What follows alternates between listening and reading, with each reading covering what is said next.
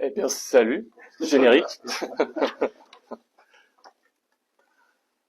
Le thème en cuisine, comment l'expliquer jusqu'à maintenant. Donc moi, aujourd'hui, je vous propose un plat qui sort un peu des restos traditionnels. Une recette qu'on ne trouve pas dans les carnets de grand-mère, ni sur Marmiton. Non, aujourd'hui, on part en cuisine, mais dans le fait-tout qu'est le cerveau. Parce que franchement, s'il y a bien une chose qui mérite qu'on s'attarde un peu sur sa cuisson, c'est ce truc qu'on a entre les deux oreilles. On l'appelle cerveau, esprit, mental, conscience, comme vous voulez. Mais rarement, on pense à le mitonner correctement.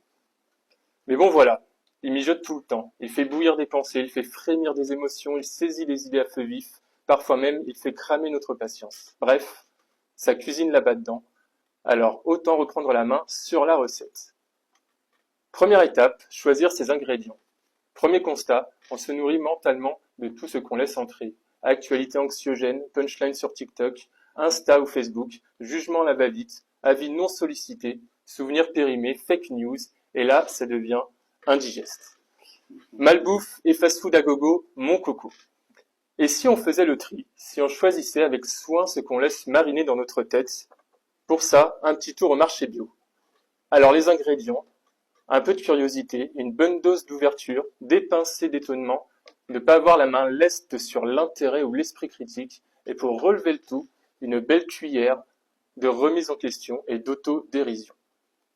Par contre, éviter l'amertume et le ressentiment, ça donne un arrière-goût de je suis tout le temps victime, et ça, franchement, ça gâche.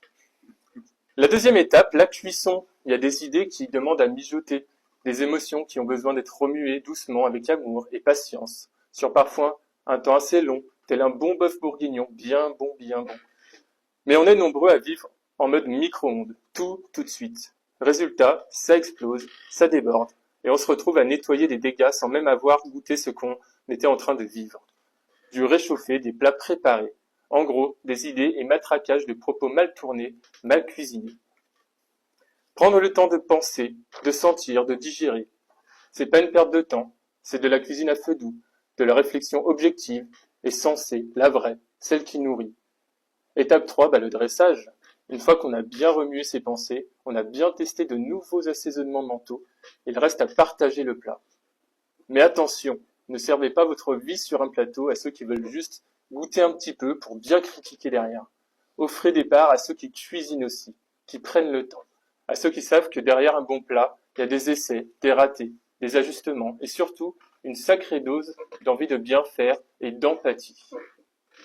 Avec tout ça réuni, c'est 3 étoiles au guide Michelin assuré. Allez jeter un œil, il vient juste de paraître. Et pour accompagner, un bon verre d'autodérision. Millésime rare, mais tellement nécessaire.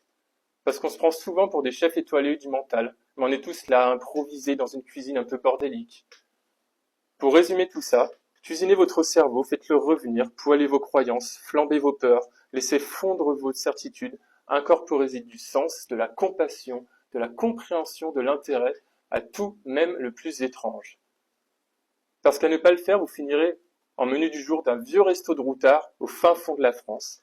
Et vous n'avez pas envie de savoir qui est en cuisine et même qui mange avec vous. Alors aujourd'hui, je vous laisse avec une seule question à vous poser. Qu'est-ce que je cuisine là maintenant dans ma tête? Et est-ce que j'aurais envie de le partager? Un petit dernier conseil du chef, si votre cerveau commence à attacher au fond, pas de panique, ça arrive même au meilleur. C'est peut-être juste qu'il est temps de changer de recette ou de revenir aux bases.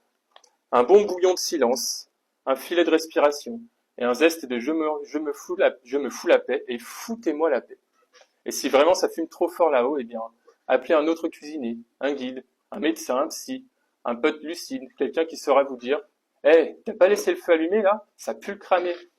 Parce qu'au fond, cuisiner son cerveau, c'est aussi apprendre à l'aimer, dans tous ses états, même quand il déborde, même quand il brûle un peu. Mais surtout, il mérite d'être goûté pour ce qu'il est, et pas pour ce qu'il devrait être.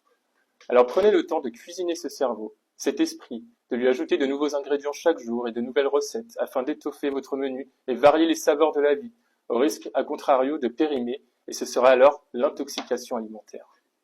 Pour finir, bon appétit à tous les cerveaux, fait maison. Waouh! C'est la canne de ma radio, hein. Voilà, pour bien nourrir, c'est ce qu'il faut, je pense. Ouais, c'est un bon plat, ça. Moi, à l'heure d'aujourd'hui, qu'on parle là, je suis Je suis un petit peu un retraité. Non, non, mais ouais, je suis un petit peu comme si je n'étais pas là, comme si j'avais rien à faire ici, en fait. Mais j'ai eu, tu sais, voilà,